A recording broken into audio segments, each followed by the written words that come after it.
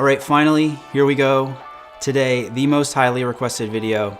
What's up, guys? I'm Brian Sakawa. You're watching He Spoke Style, and this is my watch collection.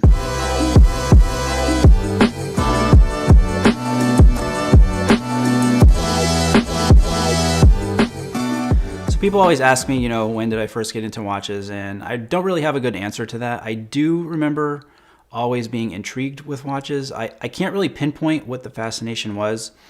Some of the earliest watches I remember having in my childhood were the Timex Ironman Triathlon, which had the start-stop and the lap reset buttons. And I can remember having competitions with my friends to see who could push the start-stop twice the fastest. I also remember that the first watch that I sort of lusted after was this kind of neon yellow and teal Swatch. And if I recall, it did have a rotating bezel. And then, of course, my first luxury watch as a child was the Gucci with the red and green dial that I bought on Canal Street. But needless to say, over the years, I've always maintained a sort of passive interest in wristwatches, but it wasn't until the last 5 years or so that I really got started going down the very, very deep rabbit hole of wristwatch fanaticism. And I know there are some of you out there that can sympathize with that. So that brings us to my personal watch collection, which right now is about 10 watches. I'm not going to go through them in any particular order of acquisition or anything like that, so let's just get right to it. Now, the first watch here might be a little surprising to some of you. It is the Seiko 5 SNK 809, $82.38 on Amazon. The Seiko 5 is universally regarded, even by serious watch nerds, as the best value in watches. You get a fantastic automatic movement for under $100, which is like, what, This is an easy everyday watch to wear. I love the size at 37 millimeters. Black dial makes it very versatile. The canvas strap kind of puts it more on the casual side, but as an everyday watch, you really can't beat it. Next up is the watch that was my very first new luxury watch. This is my Rolex Datejust reference 116234. If you've seen my guide to buying your first Rolex video, you have seen this watch before and heard me talk about why I decided to buy a new watch versus a pre-owned one. I definitely recommend checking out that video if you haven't already. It took me a long time to figure out what exact Datejust I wanted. Obviously, I went with something that is extremely classic and that I feel matches my personal style very well.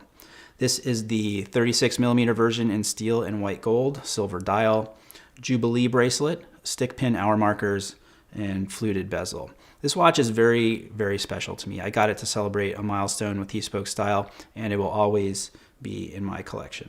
So not long after I got my Datejust, I became obsessed with the Rolex GMT Master. First, I loved the look of it with the blue and red bezel, especially the ones that had faded a little bit over time.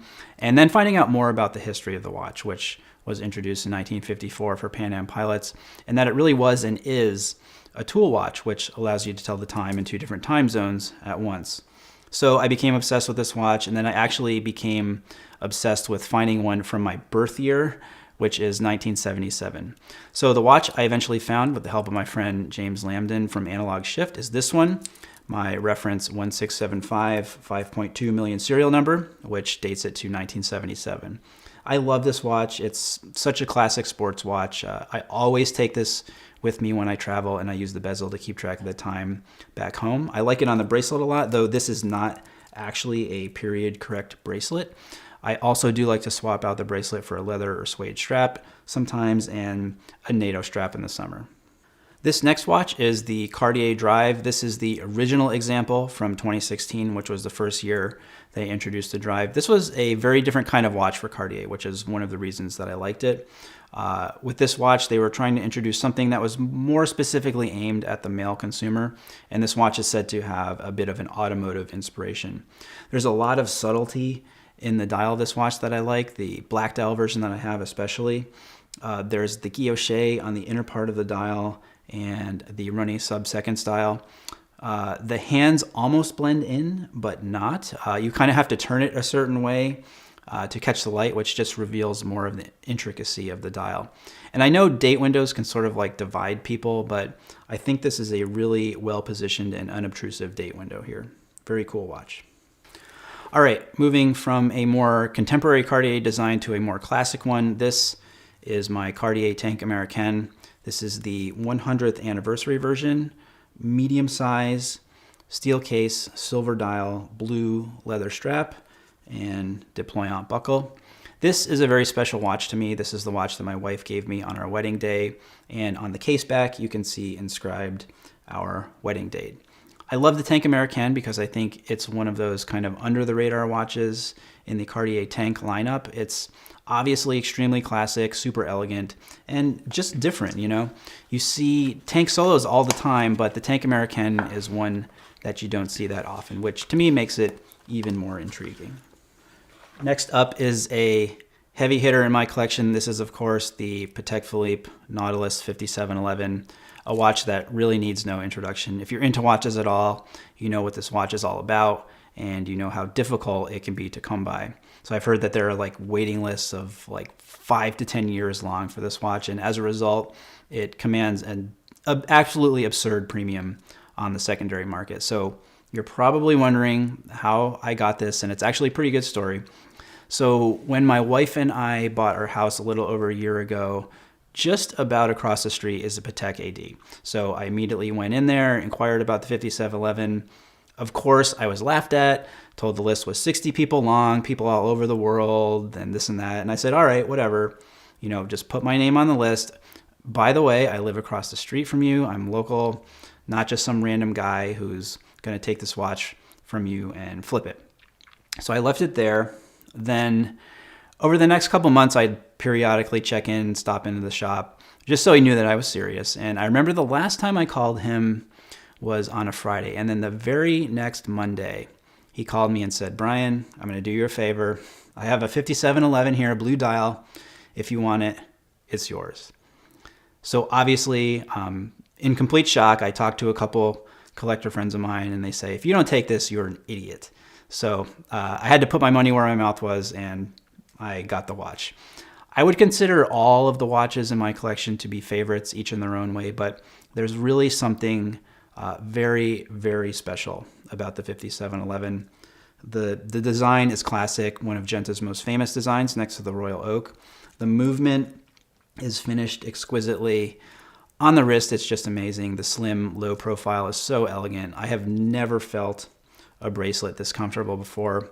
The watch itself is kind of unassuming, which I like, and it's also very versatile. So this is one of my everyday watches and one of my favorites in my collection. All right, moving on to what could probably be called the centerpiece of my collection, and that is this watch right here, the Lange Söhne Datograph. This is the original version, reference 403.035 in platinum. Every time I look at this watch or have it on my wrist, I am just in awe. So it's no secret, you know, that I am a big fan of Lange Söhne, one of my favorite brands. There's just something about Lange watches that speak to me, whether it's from a design perspective, like the outsized date windows, the way that dials are laid out, the amazing finish on every facet of the watch, and of course the beautiful, beautiful movements, which the Datograph is definitely known for. Of all of the versions of the Datograph out there, for me, the original one is one of the best, and mostly due to the case size because it's 39 millimeters. The up-down version with the power reserve indicator is 41 millimeters, which for me is really kind of pushing the envelope size-wise, especially considering the thickness of the watch. The chronograph mechanism is one of the most buttery smooth that I have ever felt before. The Datograph has been called the most important modern chronograph, and I feel extremely fortunate to have one in my collection. I actually wear this watch all the time, and of course if you're a watch guy, you know what this watch is, but like the 5711, this one kind of flies under the radar for a lot of people, and I like that. I like the fact that, you know, the case back notwithstanding, that there is a sort of subtle, not totally in-your-face quality to the Datograph. Next watch I have here on my wrist actually is my IWC Ingenieur Automatic, another simple, classic, timeless, very versatile watch. Speaking of versatile, I did do a styling video for this watch wearing it with 3 different outfits, so definitely check that out if you haven't already. There are a couple things that I really love about the Ingenieur. One, again, it is sort of that under the radar watch for IWC. You know, it's not the big pilot, it's not the Portuguese line. Another thing is that it has in its design history a version that was created by Gerald Genta. That one was the Ingenieur SL reference 1832 from 1976. And although the new version, which I have, more closely resembles the original from 1955, I do like that there is a little bit of Genta in this watch's DNA. Next up is the TAG Heuer Carrera Blue Dreamer, which was the first watch collaboration that Seiko did with the Rake and Revolution.